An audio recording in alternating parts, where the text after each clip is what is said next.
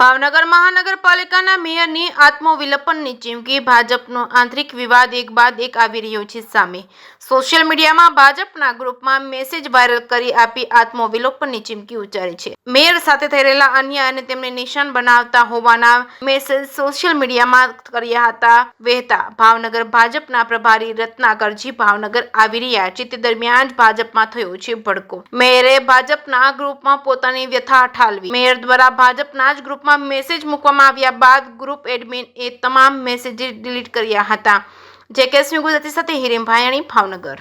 મારી વાત મારા મીડિયામાં મારા પરિવારમાં કરી હતી, સોશિયલ મીડિયા એટલે કે મારા ગ્રુપમાં કરી હતી અને અમારે અંદર અંદર ક્યારેક આવી વાત થઈ જતી હોય એનો અર્થ એવો નથી કે બદ ઇરાદો હોય કે કોઈને મેં દબાવવા કર્યું હોય કે અથવા તો કોઈ મને દબાવતું હોય, આવી કોઈ વાત નથી। મારે તો મારા પરિવારમાં ઘણીવાર આવું કહેતા હોય છે એકબીજા, તો એનો અર્થ એવો તમારે કોઈએ લેવો નહીં।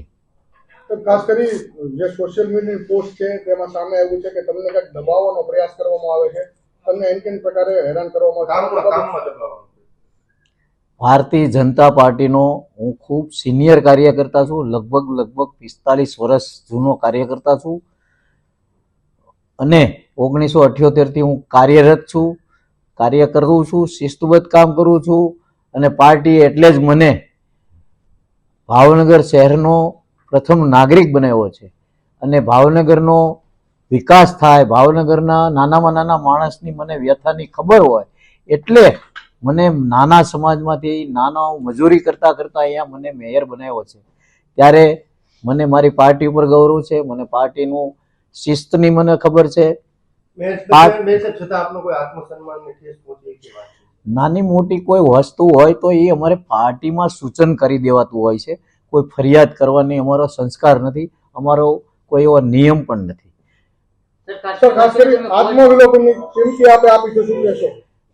એ તો મેં ખરેખર મારી પાર્ટીમાં વાતમાંથી વાત કરી છે, એનો કોઈ અર્થ નથી, બીજો કોઈ અર્થ નથી લેવાનો। મને મારી પાર્ટીના કાર્યકર્તાઓ, મારા પાર્ટીના પ્રમુખ, મારા મહાનગરપાલિકાના ચારે પદાધિકારીઓ મારી સાથેના બધા જ મને મોટો ભાઈ સમજે છે અને હું શિસ્તબદ્ધ કામ કરી રહ્યો છું। મેયર શ્રી, પૂર્વ પ્રમુખ અભય ચૌહાણ, હાલના પ્રમુખ કુમાર શાહ અને સ્ટેન્ડિંગ કમિટીના ચેરમેન રાજુ રાબડિયા આપને દબાવતા હોવાની વાત છે, શું કહેશો? મારે આવી કોઈ વાત નથી। અહીંયા તમે દરરોજ ચા પીવા પણ આવો છો, તમને હું રોજ પ્રેસ રિપોર્ટ પણ આપું છું અને આપને ખ્યાલ જ છે કે હું કઈ પદ્ધતિથી કામ કરું છું। મારી અલગ નીતિ હોય છે, અલગ પદ્ધતિ હોય છે અને એમાં મને કોઈ દબાવતું નથી, મને કોઈ કાંઈ કડકાઈ કરતું નથી। મેયરશ્રી, કાલ પોસ્ટ વાયરલ થયા બાદ ભાજપના હાઈકમાન્ડ દ્વારા તમને શું દબાવવામાં આવ્યા છે? આજે કાલે રાત્રેની પોસ્ટ જે છે તે અલગ છે અને હાલ આપનો સૂર બદલાઈ ગયો છે, આત્મવિલોપન સુધીની તમે ચીમકી આપી દીધી છે, પરંતુ તમે કહી રહ્યા છો મને કોઈ દબાવતું નથી, શું તમને દબાવવામાં આવ્યા છે હાઈકમાન્ડ દ્વારા? ના ના ના, કોઈ એવી વાત નથી।